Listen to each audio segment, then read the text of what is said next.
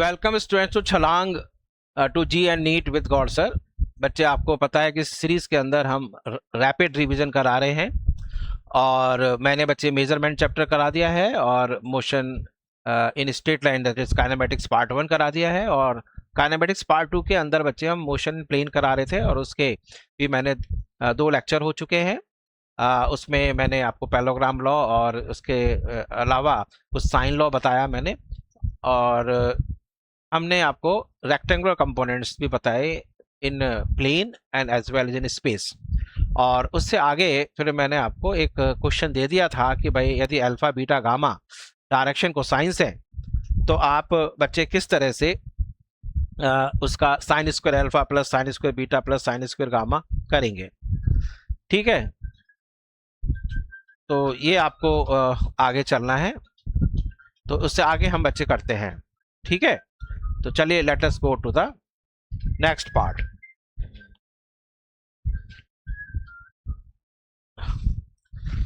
तो छलांग में बच्चे मैंने आपको ये क्वेश्चन दिया था, यदि आपने कराया नहीं करा मैं एक बार चेक कर लो बच्चे, कि कॉस स्क्वायर अल्फा, ये मैंने आपको बता दिया था कि cos square alpha plus cos square beta plus cos square gamma क्या है। Cos square alpha plus cos square beta plus cos square gamma is equal to 1। Alpha beta gamma आपको पता है कि किसी वेक्टर का एंगल है, डायरेक्शन है with positive x axis, with positive y axis and with positive z axis. अब बच्चे आपको यदि साइन स्क्वायर अल्फा करना है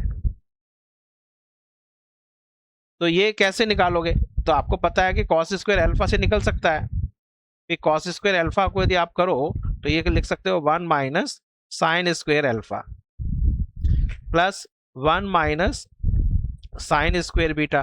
सबको पता है क्योंकि sine square alpha plus sine square alpha plus cos square alpha is equal to 1। तो ये हो गया बच्चे 1 minus sine square gamma is equal to 1। तो ये बच्चे 1 से एक 1 कैंसिल हो गया, तो आप देखो 1 2 2 हो गया। तो साइन स्क्वायर अल्फा, तो बच्चे जो मैंने आपको लास्ट क्वेश्चन दिया था, plus sine square beta plus sine square gamma is equal to 2। तो ये इसका आंसर है। ठीक है, तो ये आप एक बार आंसर अपना चेक कर लो। ठीक है, अब आगे बच्चे इसमें मैं आपको कराऊं कि यदि हमें मोशन, एक्चुअल में हम मोशन स्टडी करना चाह रहे हैं,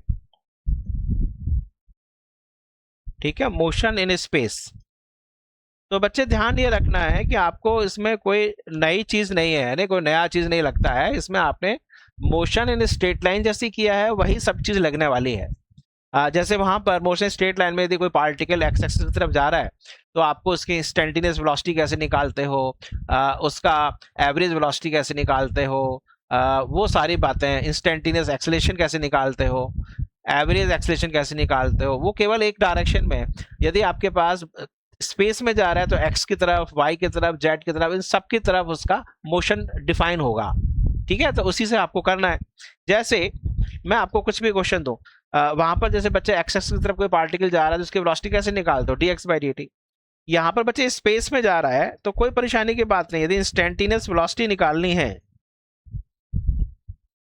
यदि आपको इंस्टेंटेनियस वेलोसिटी निकालनी है तो बच्चे v बस v vector is equal to differentiation d by dt of, वहां हमने आपको मोशन आपको रेक्टेंगुलर कंपोनेंट स्पेस में बताया था, तो कोई भी वेक्टर स्पेस में यदि हम दिखा रहे हैं तो बच्चे उसमें आई कैप जे कैप के कैप होगा तो वो आर वेक्टर होगा। तो बस आपको वहां पर था, हमने 1D के अंदर v एक्स की तरफ जा रहा है तो dx बाई dt कर दिया, y की तरफ जा रहा है dy बाई dt करता था, यहाँ पर बच्चे हमने dr वेक्टर बाई dt कर दिया है। तो ये बच्चे इंस्टेंटेनियस हो गया। और यदि एवरेज निकालना है तो ये कुछ भी नहीं है, तो जैसे वहां पर आपका डिस्प्लेसमेंट करते हैं तो यहाँ पर displacement delta R upon delta T, इससे निकाल लेंगे एवरेज। सिमिलरली बच्चे इंस्टेंटेनियस एक्सेलरेशन निकालना हो, इंस्टेंटेनियस को मैं ऐसे लिख रहा हूँ, इंस्टेंटेनियस एक्सेलरेशन निकालना है तो बच्चे ये भी ऐसे ही होगा। और इसमें आपको a instantaneous is equal to differentiation, अब वेक्टर के हिसाब से करना है बस, d by d t of v vector.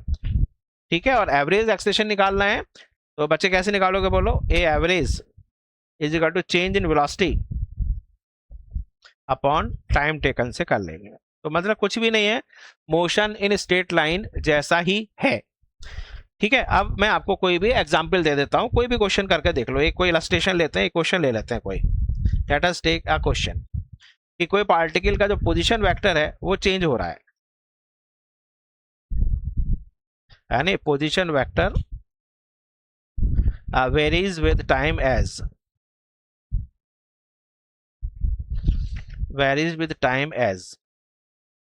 मान लीजिए ऐसे वेरी कर रहा है कि r vector is equal to, अब बच्चे स्पेस में जा रहा है, एक्स एक्सिस की तरफ जा रहा है मान लीजिए, तो एक्सिस की तरफ जा रहा है, मान लीजिए ये ले लो, कुछ भी ले लेते हैं, सपोजिंग आपके पास 2t आई कैप। वाई की तरफ भी जा रहा है, मान लीजिए वाई की तरफ आपके पास है 3 + 4t स्क्वेयर, ठीक है, और ये आपके पास मान लीजिए जे कैप। अब ये आपके पास हो गया, यदि एक्स एक्सिस की तरफ और वाई की तरफ मोशन है तो मोशन इन क्या हो गया, मोशन प्लेन हो गया। जेड एक्सिस की तरफ भी यदि कर रहा है तो मान लीजिए यहाँ पर जेड एक्सिस भी डाल सकते हैं, suppose this is 5t³ k cap. आगे यहाँ पर ये सब दिया होगा तो आपसे पूछ सकता है कि भाई इंस्टेंटेनियस वेलोसिटी निकाल लो,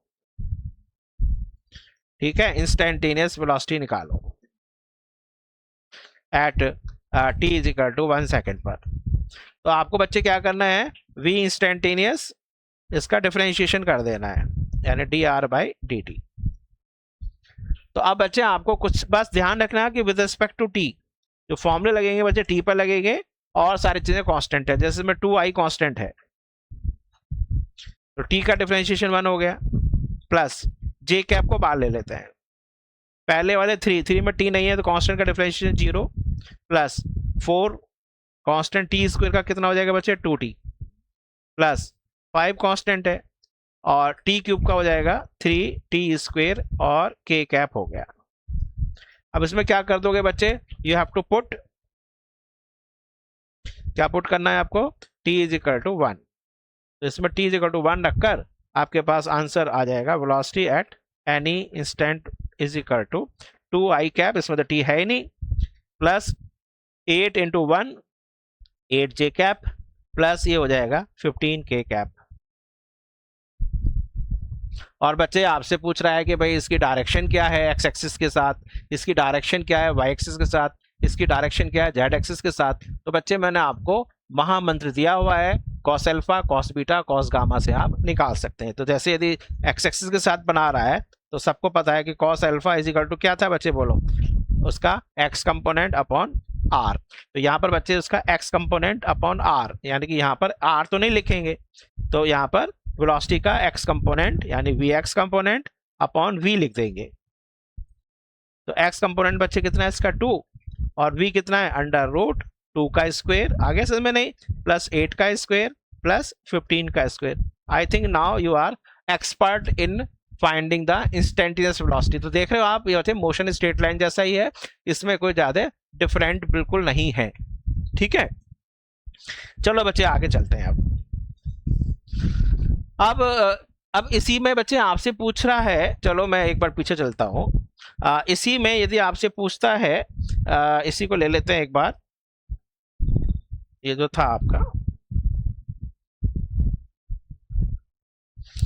टू न्यू पेज पर ले आते हैं इसको। अब आपसे पूछ रहा है इसी में कि भाई इंस्टेंटेनियस एक्सेलरेशन बताओ।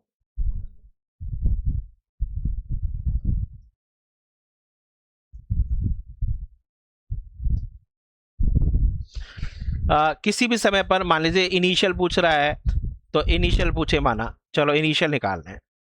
इनिशियल का मतलब है बच्चे आपको t = 0 पुट करना है, तो इसका एक्सेलरेशन निकालेंगे a वेक्टर। तो क्या करोगे बच्चे, डिफरेंशिएट कर दोगे dv/dt। तो इसमें बच्चे t है ही नहीं पहले वाले में, तो 0 वेक्टर हो गया,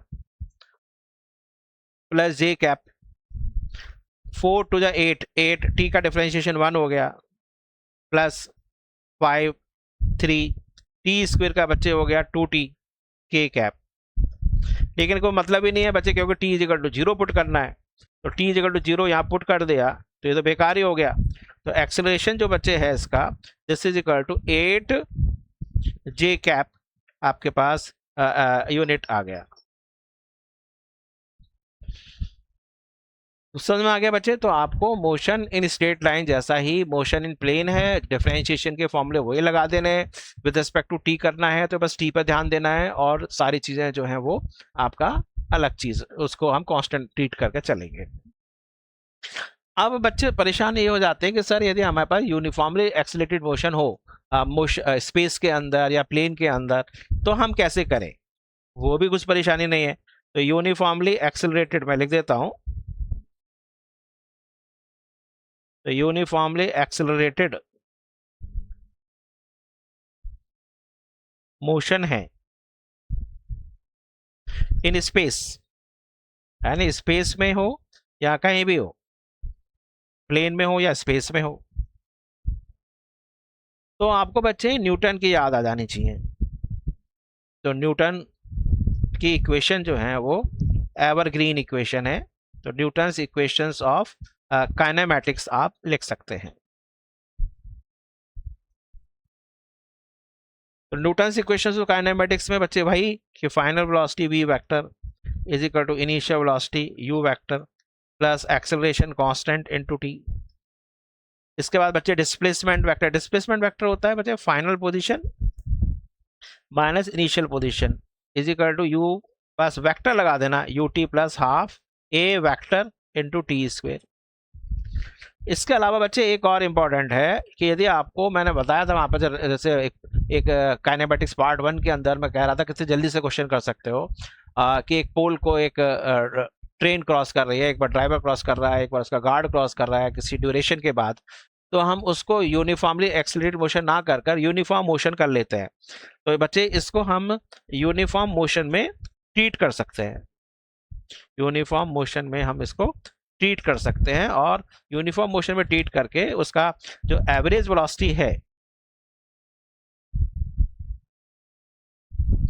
बहुत अच्छा क्वेश्चन है, एवरेज वेलोसिटी जो है वो initial velocity plus final velocity bye 2, इससे हम कुछ क्वेश्चंस आराम से कर सकते हैं। तो बिल्कुल परेशान होने की जरूरत नहीं है, बहुत आसान से मैं आपको एक दो क्वेश्चन करके दिखा देता हूं। ठीक है, जैसे आपके पास एक क्वेश्चन मैं देता हूं, let us have a question. ठीक है, क्वेश्चन देखो क्या है कि हमारे पास हो सकता है कि कोई एक्सेलरेशन दिया हो, सपोजिंग एक्सेलरेशन ये है, acceleration is equal to 2i cap plus 3j cap. ठीक है, ऐसा यूनिट है, मान लीजिए मीटर पर सेकंड स्क्वायर। उसकी इनिशियल वेलोसिटी दी है, initial velocity is equal to minus के 4i cap plus j cap metre per second. अब वो आपसे पूछ रहा है फाइंड इफ, ठीक है, ऐसे दे रखा है particle starts motion from origin, origin से स्टार्ट करता है, तो फाइंड डिस्प्लेसमेंट पूछे ले आपसे,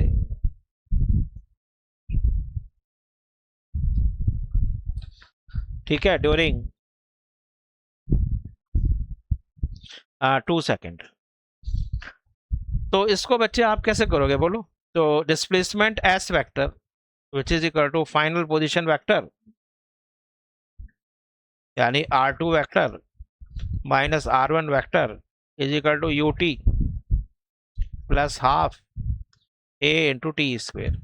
हो सकता है नहीं आराम से, u दे रखा है, t दे रखा है, a दे रखा है, तो आप आराम से ये क्वेश्चन कर सकते हैं या नहीं कर सकते हैं? तो इसको सॉल्व करके देख लो। तो ये हो जाएगा बच्चे ut यानी कि माइनस के 4i cap plus j cap into t का मतलब है 2 प्लस के हाफ a वेक्टर बच्चे ये रहा 2i cap plus 3j cap into T का स्क्वायर यानी कि 4। तो इससे आप बच्चे, मुझे लग रहा है कि आराम से क्वेश्चन सॉल्व कर सकते हो, तो आपको डरने की जरूरत नहीं है। जिसका बच्चे 1D स्ट्रॉन्ग है तो उसका 2D और 3D भी स्ट्रॉन्ग रहेगा।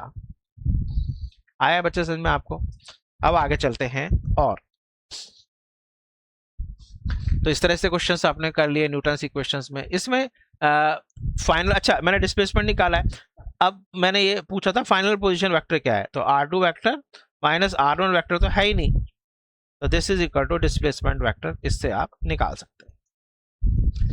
तो कभी कभी क्या है बच्चे, इनिशियल पोजीशन वेक्टर दे रखा है, फाइनल पोजीशन वेक्टर पूछ सकता है, तो आई कैप जे कैप के कैप में इन क्वेश्चंस को कर सकते हो।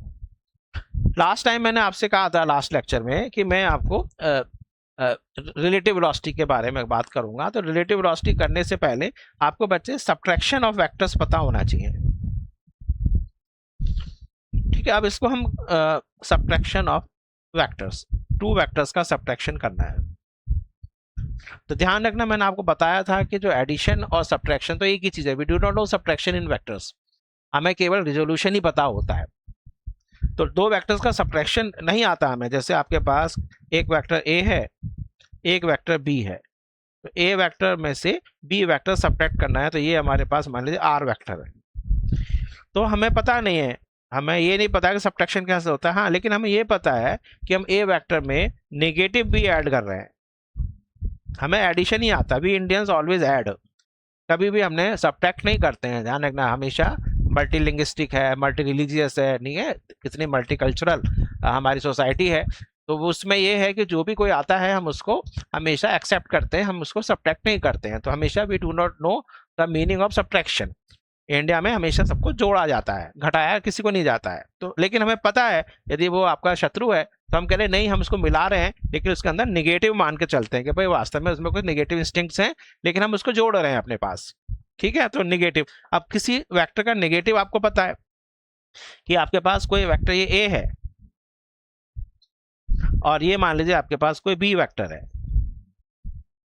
और इनके बीच में एंगल थीटा है, तो a माइनस बी का मतलब है आपको क्या करना पड़ेगा कि b को आपको नेगेटिव लेना पड़ेगा, ये आपने नेगेटिव b ले लिया नेगेटिव b, तो दिस इज नेगेटिव b, और ये बच्चे a वेक्टर है। अब इनको आपको पैरेललोग्राम लो, हमारे पास पैरेललोग्राम के अलावा कुछ आता ही नहीं है, ये बच्चे आपका पैरेललोग्राम से आ गया, तो this is actually the r vector. अब ये बच्चे ए वेक्टर है, ये आपके पास नेगेटिव बी का मैग्नीट्यूड तो बी रहेगा, बस ये एंगल जो है बच्चे, ये एंगल हो जाएगा कितना 180 माइनस थीटा। तो रिजल्टेंट यदि पैरेललोग्राम लॉ से करोगे तो बच्चे क्या आ जाएगा कि r is equal to under root a square plus minus b का मैग्नीट्यूड तो b है आपको पता है, plus 2 into a into b into cos कितना 180 माइनस थीटा, यानी कि माइनस कॉस थीटा आ जाएगा, तो ये हो जाएगा under root a square plus b square minus 2ab cos theta, ये हो जाएगा। और यदि ये आपके पास रिजल्टेंट वेक्टर इससे अल्फा बना रहा है, सपोजिंग ये अल्फा है, तो tan अल्फा याद आ रहा है किसी को, तो tan alpha is equal to a से छोड़कर दूसरा वाला लेते हैं b sine upon a plus b cos. अब यहां पर क्या आएगा बच्चे 180 माइनस थीटा, और यहां पर भी आएगा 180 माइनस थीटा, और sine 180 minus theta sine theta होता है, तो this is b sine theta upon a minus b cos theta, ये हो गया बच्चे tan अल्फा। तो मतलब आपको पैरेललोग्राम लॉ जो मैंने बताया था वही सब्ट्रैक्शन में यूज होगा, एक तरीका तो ये है। दूसरा तरीका है कि कोई वेक्टर आपको आई कैप जे कैप के कैप में है, तो फिर तो सब्ट्रैक्शन अलजेब्रा की तरह से कर देना, अलजेब्रा लगाकर, ठीक है। तो डिस्प्लेसमेंट वेक्टर से निकालना होता है तो सब्ट्रैक्शन ही तो किया होता है। जैसे मैं आपको एक क्वेश्चन कर रहा हूं, एक पार्टिकल का इनिशियल पोजीशन वेक्टर ये है, मान लीजिए 4i कैप माइनस जे कैप प्लस 6k कैप, और बाद में इसका बच्चे पोजीशन वेक्टर हो गया माइनस के आई कैप प्लस के 2j कैप माइनस के k कैप। अब वो पूछ रहा है कि डिस्प्लेसमेंट वेक्टर बताइए, तो ये सब्ट्रैक्शन का क्वेश्चन हुआ है नहीं, कि आपके पास बच्चे इनिशियल पोजीशन ये है, फाइनल पोजीशन ये है, तो बच्चे इनिशियल ये है फाइनल ये है, तो डिस्प्लेसमेंट बच्चे ये होता है, इसको कहते हैं displacement vector, and which is equal to r2 vector minus r1 vector. तो जब दो वेक्टर्स के हेड को ज्वाइन करते हैं तो बच्चे वो क्या होता है, वो सब्ट्रैक्शन होता है। ध्यान रखना बच्चे, 1 मिनट में और चीज बता दूं आपको, बहुत अच्छी चीज बता देता हूँ। ये देखिए, एक पैराग्राम है जिसमें ये ए वेक्टर है, ये बी वेक्टर है। बच्चे ये जो वेक्टर है जो उनके को इनिशियल पॉइंट से पास हो रहा है, तो ये है बच्चे इनका वेक्टर सम। और बच्चे ये जो वेक्टर है, ये जो उनके हेड्स को ज्वाइन कर रहा है, तो ये सब्ट्रैक्शन है। तो ये सब्ट्रैक्शन है बच्चे, सब्ट्रैक्शन, यानी बी वेक्टर माइनस ए वेक्टर। आया बच्चे समझ में? नहीं?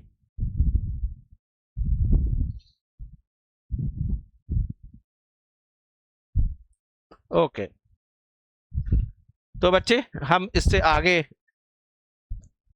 आ गया सब्ट्रैक्शन और 2 वेक्टर्स। अब मैं 1 मिनट, तो अब बच्चे हम इससे अगले जो हम टॉपिक में मैं आपको कुछ और क्वेश्चंस कराने वाला हूं, और वो क्वेश्चंस आपके पास होंगे, अम्ब्रेला की क्वेश्चंस होंगे, कुछ रिवर के क्वेश्चंस होंगे, यानी सब्ट्रैक्शन 2 वेक्टर्स पर हम क्वेश्चन करेंगे।